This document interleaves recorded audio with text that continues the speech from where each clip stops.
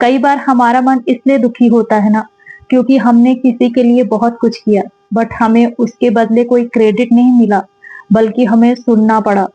इतना कुछ करने के बाद भी ना कमी हमारी निकाली जाती है। गलती कोई और करता है, गलत हम ठहराए जाते हैं, और ये चीजें कई बार काफी पेनफुल होता है। क्या करें, कैसे हम खुद को संभालें? हाय, मेरा नाम है प्रीति और स्वागत है आपका मेरे चैनल जज्बा में।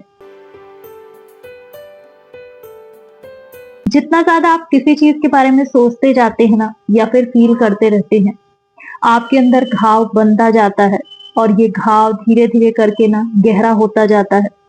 वो घाव कभी सूखता ही नहीं है, क्योंकि आप हर दिन उसे सोच करना, आप उसे हरा भरा कर रहे हैं, आप उसे खाद पानी डाल रहे हैं। ऐसे में वो कैसे सूखेगा? ऐसी चीजों को लेकर के अगर आप डीप थिंकिंग करते हैं ना, तो वो चीज आपकी लाइफ से कभी बाहर नहीं जा सकती है। आपको स्ट्रेस हमेशा रहेगा। कई बार आपके डिप्रेशन में जाने का सबसे बड़ा रीजन यही होता है। दुख और तकलीफ से आप कभी बाहर आ ही नहीं सकते हैं, क्योंकि आपने अपनी लाइफ में इस चीज को ना सबसे बड़ा टॉपिक बना रखा है। आप जहां भी और जिससे भी मिलते हैं ना, बस इसी टाइप की बातें करते हैं। आप अपनी बातें बताना शुरू कर देते हैं। लोगों को आसानी से पता चल जाता है कि आपकी लाइफ में कुछ ज्यादा ही प्रॉब्लम है। बार अपनी चीजों को लोगों को बताते हैं तो आपको क्या मिलता है? हो सकता है सिंपैथी मिले, बट इसके बदले आपका स्ट्रेस भी बढ़ता है। सिंपैथी मिलती है ना, तब आप अपने ऊपर रहम भी करने लग जाते हैं। कभी कभी आपको गुस्सा भी आता है, आप फ्रस्ट्रेट भी होते हैं, आपको कमी नजर आती है। ऐसी चीजें आप सोचेंगे, उसी तरीके के लोग आपको मिलेंगे, उसी तरीके के फ्रेंड्स आपको मिलेंगे, वैसा ही इन्वायरमेंट बनेगा, आपकी सोच वैसे बनेगी और आपका बिहेवियर भी वैसे बनेगा। कुछ भी आपकी लाइफ में पॉजिटिव नहीं होगा। आपकी दोस्ती ऐसे लोगों से ही होगी जिनकी लाइफ में आपकी लाइफ से ही मिलती जुलती चीजें हो रही हैं। अगर आप अपने बारे में सोचे ना, तो पहले आपका नेचर कैसा था, पहले आप कैसे थे, बट अब आप कैसे हो गए हैं। सिर्फ इसी नेगेटिव चीजों को सोच सोच करके ना कि लैंग्वेज बदल गई है, आपका बिहेवियर बदल गया है, आपकी लाइफ भी बदल गई है। हाँ, इसके पीछे रीजन कोई और हो सकता है। आपका भी तो कंट्रोल होना चाहिए ना। आप अपनी सोच को तो कंट्रोल कर सकते हैं, आप अपने नजरिए को तो बदल सकते हैं। आप सही हैं, बट सारे बुरे लोग ना आपकी ही लाइफ में हैं। सारे बुरे लोग बस आपको ही मिले हैं, ऐसा आपको लगता है, बट ऐसी ही चीजें ना बाकी लोगों को भी लगता है। आपको लगता है कि आप अपनी तरफ से पूरे सही हैं। आप अपने आप को सही साबित करने के लिए हमेशा लगे रहते हैं। हर किसी के पास अपने आप को सही साबित करने के लिए ना अपने कुछ पॉइंट्स हैं। आप जितना लोगों को बुरा मान बैठते हैं ना, उतना वो होते नहीं है। आपको अपनी मेंटेलिटी को चेंज करने की जरूरत है। आपको क्यों साबित करना है कि आप सही हैं, और किसे साबित करना है, और क्या मिल जाएगा इससे? जिस तरीके से आपकी नजर में दूसरा गलत है, उसी तरीके से किसी और की नजर में आप गलत हैं। वो भी ब्लेम कर रहा है और आप भी ब्लेम कर रहे हैं। तो आप में और उसमें कहाँ फर्क रह गया? आप कहाँ उससे अलग हैं? आप भी तो सेम चीजें ही कर रहे हैं ना। और हमें किसी और चीज पर फोकस करने की भी जरूरत है। किसी चीज को इतना बड़ा नहीं बना देना है कि आपकी लाइफ बस उसी के चारों तरफ घूमती रहे।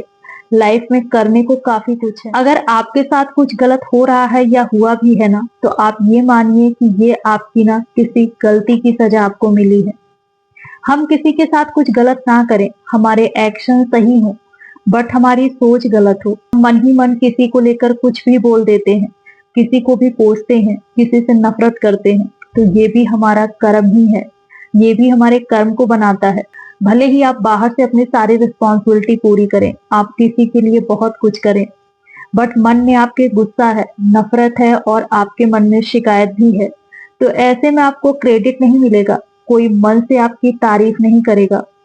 आपको इसके बदले कुछ अच्छा सुनने को नहीं मिल सकता। खुद को हमेशा पता होता है कि हम किसी काम को किस इंटेंशन से कर रहे हैं। आप दुनिया को कुछ भी बता सकते हैं, कुछ भी दिखा सकते हैं, कुछ भी बोल सकते हैं, बट खुद से झूठ तो नहीं बोल सकते हैं ना। एटलीस्ट अपने साथ तो ऑनेस्ट रहिए। अगर सारी प्रॉब्लम्स आपसे जुड़ी है ना, तो सारे सॉल्यूशंस भी आपके ही पास आपको मिलेंगे। आप स्पिरिचुअलिटी को मानेंगे दिल से ना, तो आप कभी कुछ ऐसा नहीं करेंगे जिससे कि किसी को नुकसान पहुंचे।